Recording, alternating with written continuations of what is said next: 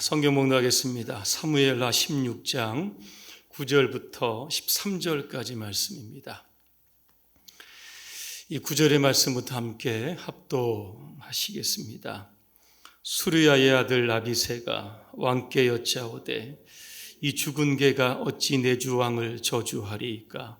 청하건대 내가 건너가서 그의 머리를 베게 하소서 하니 왕이 이르되 수르야의 아들들아 내가 너희와 무슨 상관이 있느냐? 그가 저주하는 것은 여호와께서 그에게 다윗을 저주하라 하심이니 내가 어찌 그리하였느냐 할 자가 누구겠느냐 하고, 또 다윗이 아비새와 모든 신하들에게 이르되 내 몸에서 난 아들도 내 생명을 해하려 하거든 하물며 이 베냐민 사람이랴. 여호와께서 그에게 명령하신 것이니 그가 저주하게 버려두라. 혹시 여호와께서 나의 원통함을 감찰하시리니 오늘 그 저주 때문에 여호와께서 손으로 내게 갚아 주시리라 하고, 다윗과 그의 추종자들이 길을 갈 때에 시므이는 산필탈로 따라가면서 저주하고 그를 향하여 돌을 던지며 먼지를 날리더라. 아멘. 분노를 다스립시다는 주제로 말씀을 드리겠습니다. 코로나19가 장기화됨에 따라서 코로나 블루라고 하는 단어가 발생했습니다. 마스크를 쓰고 외출이 자제가 되고 사회적 거리를 두다 보니까 많은 사람들의 마음이 우울해지고 무기력해졌다는 겁니다.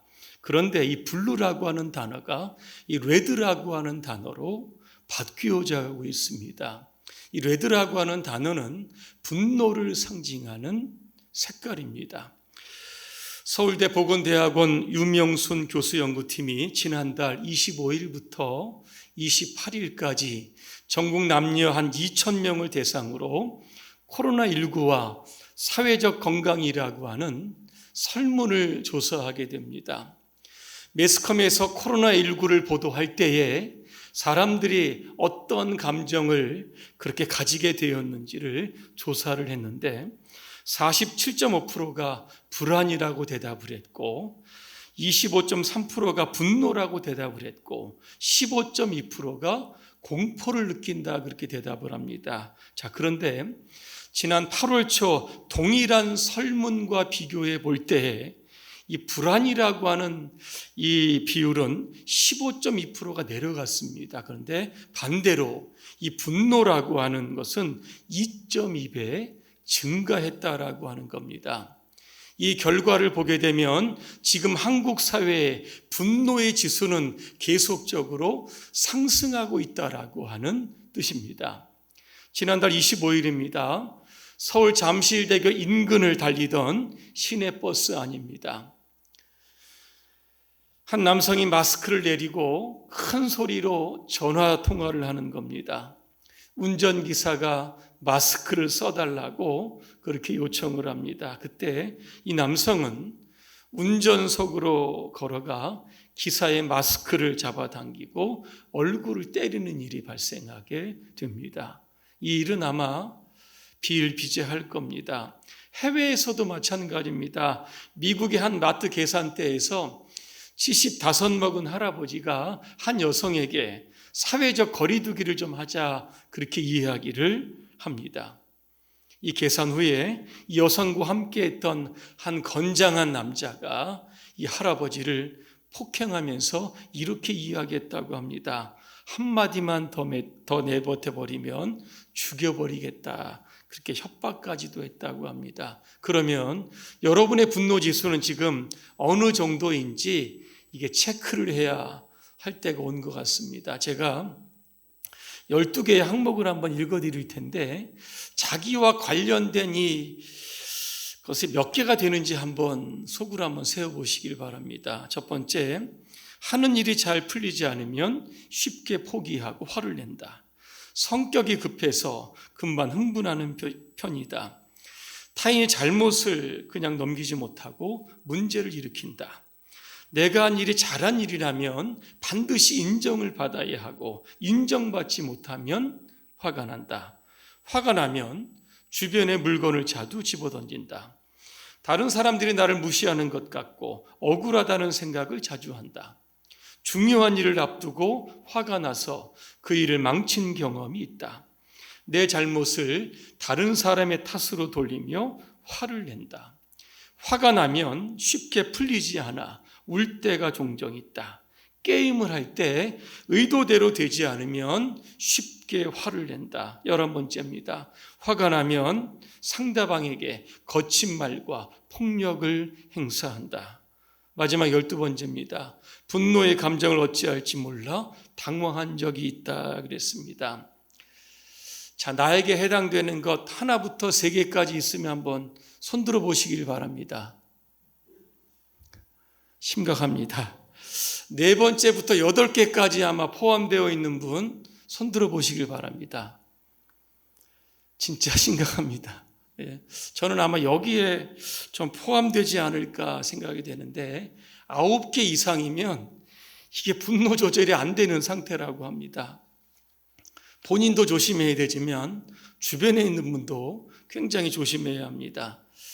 이 쿠션이라고 하는 책에 이런 이야기가 나옵니다. 하루는 헤라클레스가 아주 좁은 길을 걸어가고 있었습니다. 그런데 그의 앞에 사과만한 작은 모양 이상한 물건이 떨어져 있었습니다.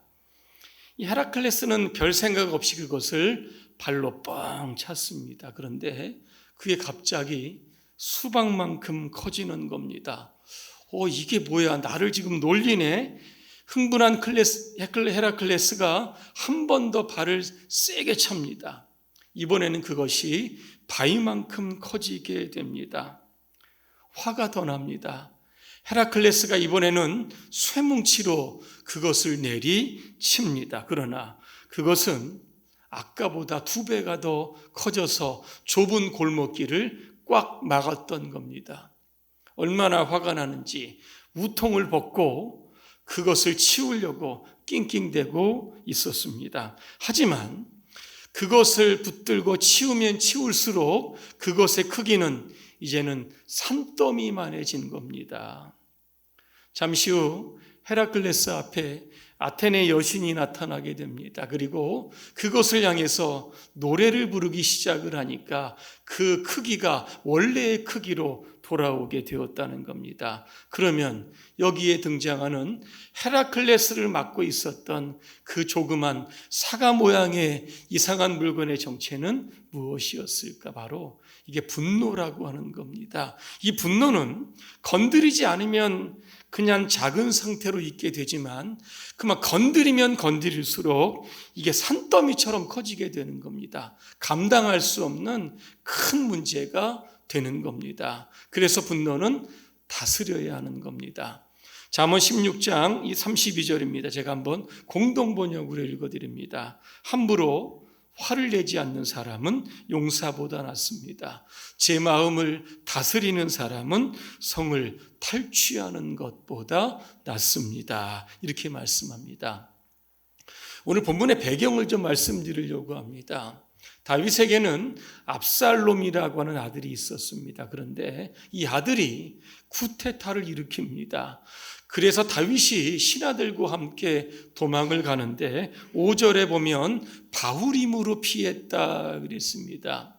이 바후림이라고 하는 것은 예루살렘에서 감람산을 넘어 이 요단강 쪽으로 내려가는 예루살렘에서 동북쪽으로 약 6km 정도 떨어진 곳에 위치한 곳입니다. 그런데 이곳에 누가 나타났습니까? 시므이가 나타납니다. 시므이는 누굽니까? 사울 왕의 친족입니다. 그가 다윗 왕을 따라가면서 계속 저주를 합니다. 근데 저주의 내용을 보면 상당히 심각합니다. 다른 번역에 보니까 이렇게 되어 있습니다. 영영 가거라 이 피비린내 나는 살인자여, 이 불안당 같은 자여 그랬습니다. 그리고 나서 다윗과 신하들을 향해서 돌을 계속해서 던졌다 그랬습니다. 지금도 그렇지만 그 당시에 돌을 던진다라고 하는 것은 상대방에게 극한 이 분노감을 표출하는 겁니다. 그러면 왜 이 시므이가 다윗을 저주하고 돌을 던졌을까? 8절쯤 보면 그 이유가 나옵니다. 그 이유가 무엇인가 하면 다윗이 사울을 죽였고 사울왕의 그 집안을 몰락시켰고 그의 나라를 차지했다. 그렇게 시므이가 생각했던 겁니다. 그런데 사실은 그렇지 않습니다. 여러분, 다윗이 사울을 죽였습니까? 그렇지 않습니다. 사울과 그의 아들들은 블레셋과의 전투에서 죽은 겁니다. 지금 시므이가 오해를 하고 있습니다. 그러면서 끊임없이 돌을 던지고 저주를 합니다. 다윗의 마음이 굉장히 화가 났을 겁니다. 그런 상황에서 오늘 9절에 보니까 아비새가 나옵니다. 아비새는 다윗의 장수입니다. 이 장수가 뭐라고 이야기를 합니까?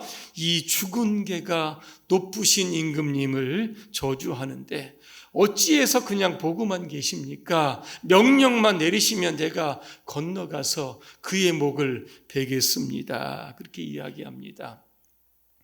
지금 다윗의 마음이 굉장히 복잡합니다. 아들이 반란을 일으켰습니다. 시므이가 때 아닌 오해로 인하여 저주하고 돌을 던집니다. 옆에서는 아비새가 시므이를 죽이겠다고 합니다. 여러분이라고 하면 그 상황에서 어떤 결정을 내리시겠습니까? 아마 저 같으면 아비새를 시켜서 시므이의 목을 당장 베라고 했을지도 모르겠습니다. 근데 다윗은 그렇게 하지 않았습니다. 만약에 다윗이 한순간의 분노의 감정을 만약에 살인으로 만약에 이걸 해결했다라고 하면 어떤 일이 발생했는지 제가 두 가지로 생각해 보았습니다. 하나는 민심이 좋지 않았을 겁니다. 한 나라의 왕이 약한 백성을 칼로 죽였다. 이러한 소문이 퍼지게 되면 정치력의 입장이 굉장히 좁아질 겁니다. 또 하나, 다윗은 유다 지파입니다. 사울은 베냐민 지파이고 시므이도 베냐민 지파입니다. 만약에 유다의 족속이 베냐민 족속의 사람을 죽였다라고 하면 이것이 다윗 그 종족 간의 전쟁으로 발생할 수 있는 빌미를 제공할 수 있었던 겁니다. 그래서 다윗은 굉장히 지혜로웠던 사람 같습니다. 분노로 인하여 일어날 일들을 미리 예상하고 그 분노를 다스렸기 때문에 그렇습니다. 오늘 여러분 안에 분노가 생긴다라고 하면 이거 감정적으로 대응하면 안 됩니다. 왠지 아십니까? 세 가지의 부정적인 결과를 초래합니다. 첫째로는 마음이 지옥이 됩니다. 성경에 보니까 지옥을 어떻게 표현했는지 아십니까? 불이 꺼지지 않는 곳입니다. 분노의 불이 꺼지지 않는 곳, 이게 바로 지옥입니다. 분노를 다스리지 못하면 여러분들은 이 땅에서 지옥에서 사는 것과 같다는 겁니다. 상대방이 전적으로 잘못했을지라도 상대방과 함께 얽히게 되면 내 안에 미움이 생기고 증오가 생기고 부정적인 감정이 자리 잡는 겁니다. 맥스 루카도라고 하는 사람은 이런 경우를 가리켜서 꼼짝없이 매인 사람들이다, 그렇게 부릅니다. 내 속은 지금 부글부글한데 지금 상대방은 아무 일도 없다는 듯이 잘 지내고 있습니다. 그런 상대방을 어떻게 하지도 못하면서 약이 오르고 계속 힘들어지는 겁니다. 그러다 보면 충동적인 문제를 발생시킬 수 있는 겁니다.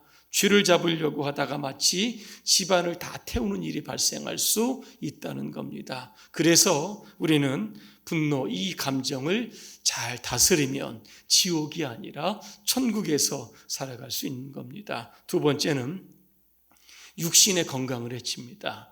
이 분노는 우리의 건강에 직접적인 영향을 끼치는데 어디에 영향을 끼치냐면 뇌에 영향을 끼친다고 합니다.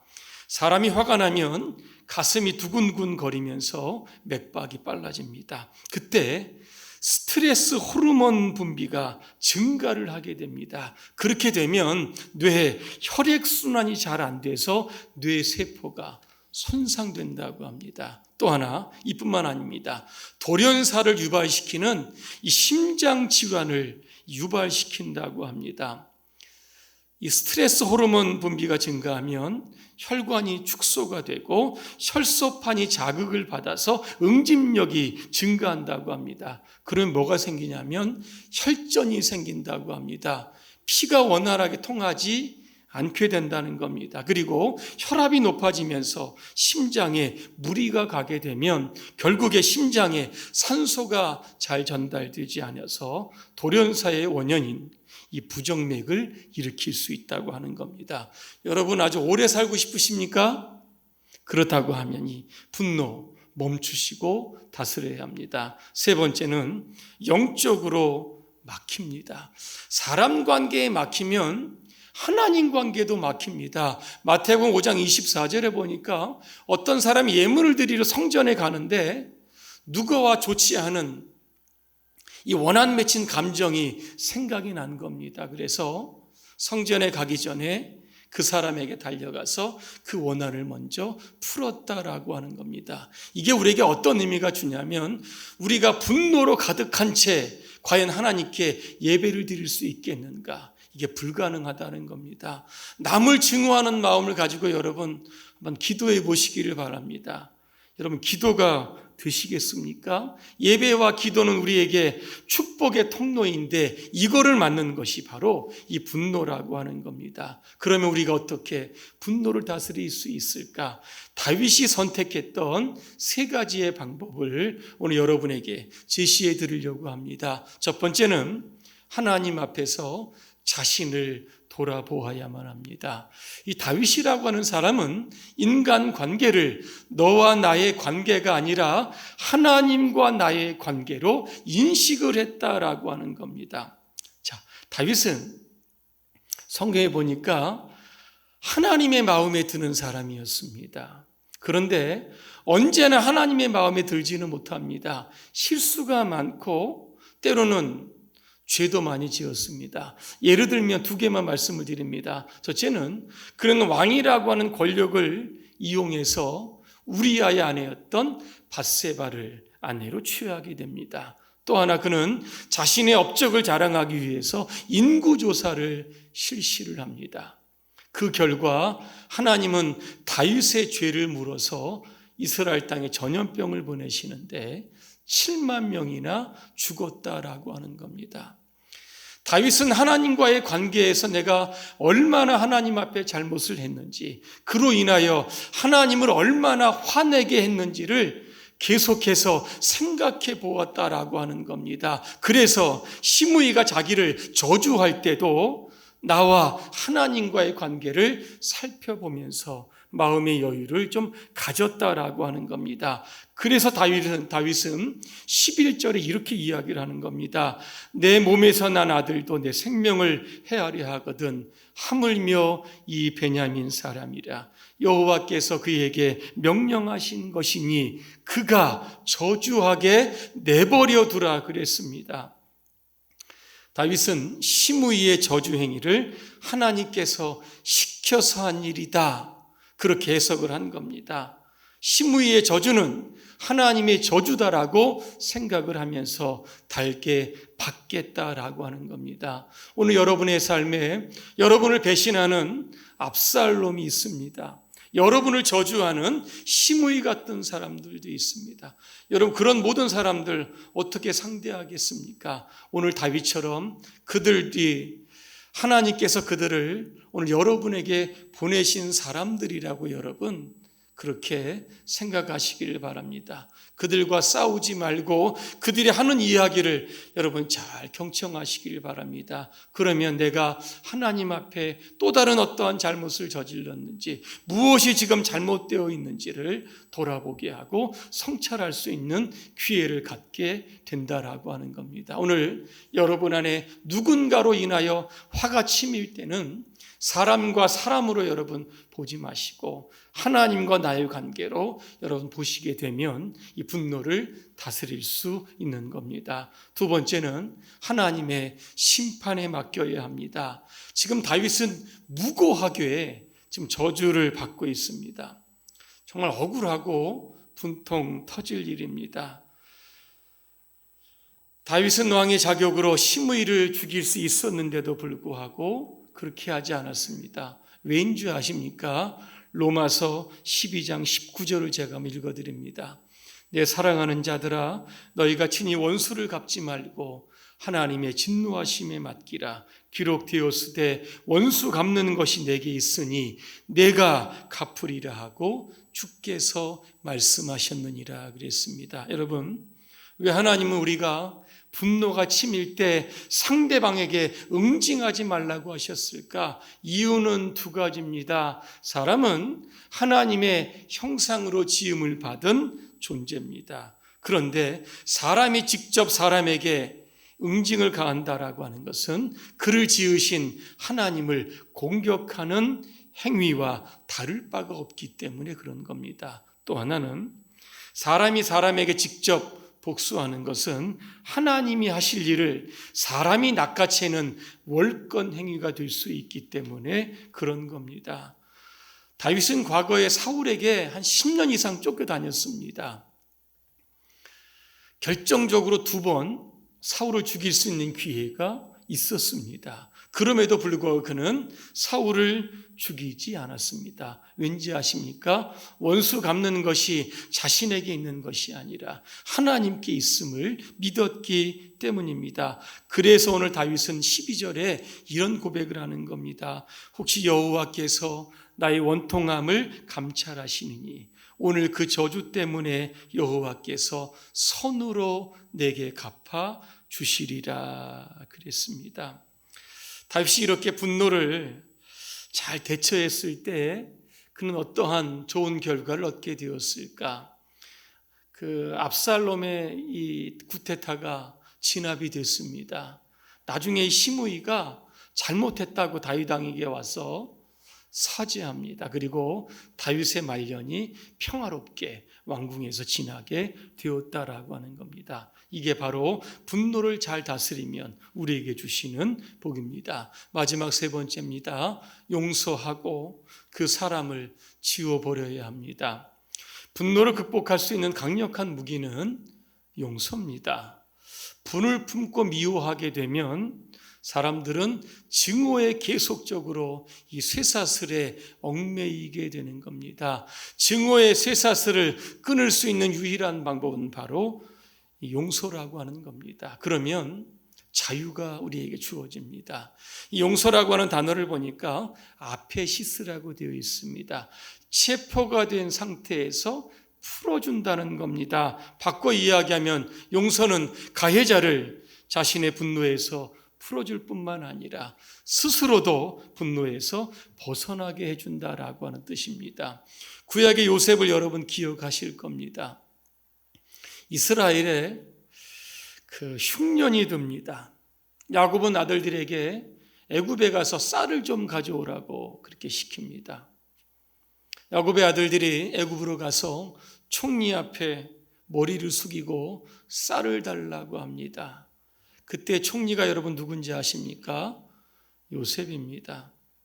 17살 먹은 자신을 애굽에 팔아버린 형들, 약 20년 만에 지금 눈앞에 마주하게 됩니다.